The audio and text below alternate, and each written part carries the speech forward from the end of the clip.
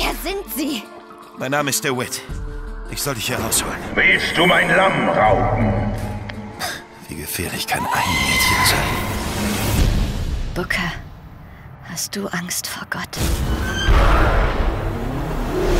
Nein.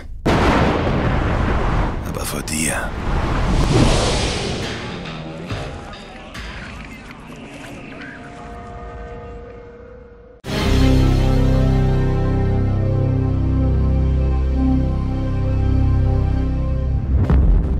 Ja, wie angekündigt, liebe Gaming XP-Leser, sitze ich hier jetzt mit Shawn Robertson, dem Director of Animation von Irrational Games.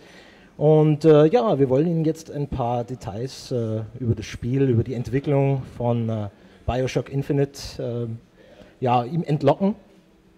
Mal schauen, was er uns erzählt. I love being it so far. I can't remember what that thing was I just ate, the horseradish, but it was great.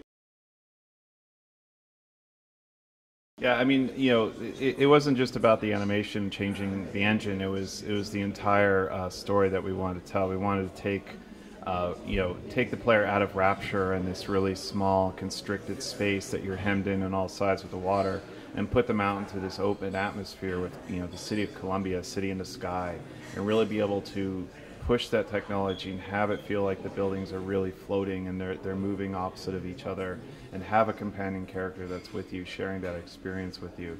So yeah, switching the engines really let us open up, literally open up the play space that much more.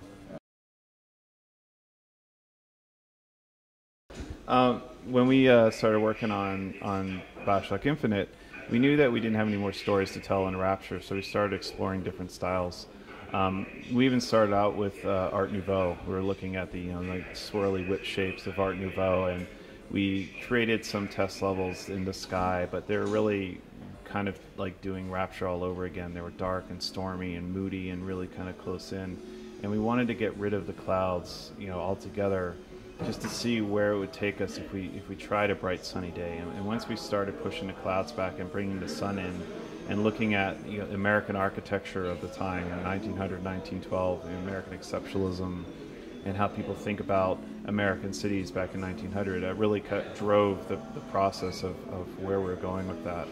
The first scene that we did in the style that you see now in the shipping game is the gazebo from our first demo, when the guy was preaching, Salt and Cell was preaching on the gazebo. That was our exemplar. This is how the game is going to look. That was our first breakthrough scene. The most exciting thing for us as a team was the creation of Elizabeth. She, you know, is our most advanced AI to date. She is your companion. You form a relationship with her, and we really had to dig down deep into, you know, what makes not only a human being, but a human, somebody that you want to spend time with, that you're going to be friends with, that you're going to have an emotional bond with.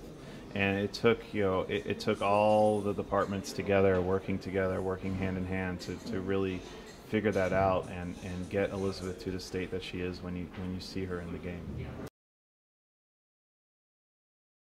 I'm not going to talk too much about the actual narrative aspect of it, but I can, you know, fill you in on some of the systemic things she does. And by systemic, I mean these are things that Elizabeth will do outside of anybody trying to design her to do that. She, as an AI, she'll decide to do these things. And one of her major systems is she can find weapons for you when you're in combat. And if you're out of ammo, she can call your attention and say, "Hey, Booker, I got some ammo for you." And you just hit a button and you'll turn, catch the gun, you know, she'll throw it to you, catch the gun, and you turn back and you're right back in the fight. So she gears her behavior around what the player is doing and tries to help you out when she can. We're just recovering now from going gold, so we haven't really talked about what's what's next for us yet.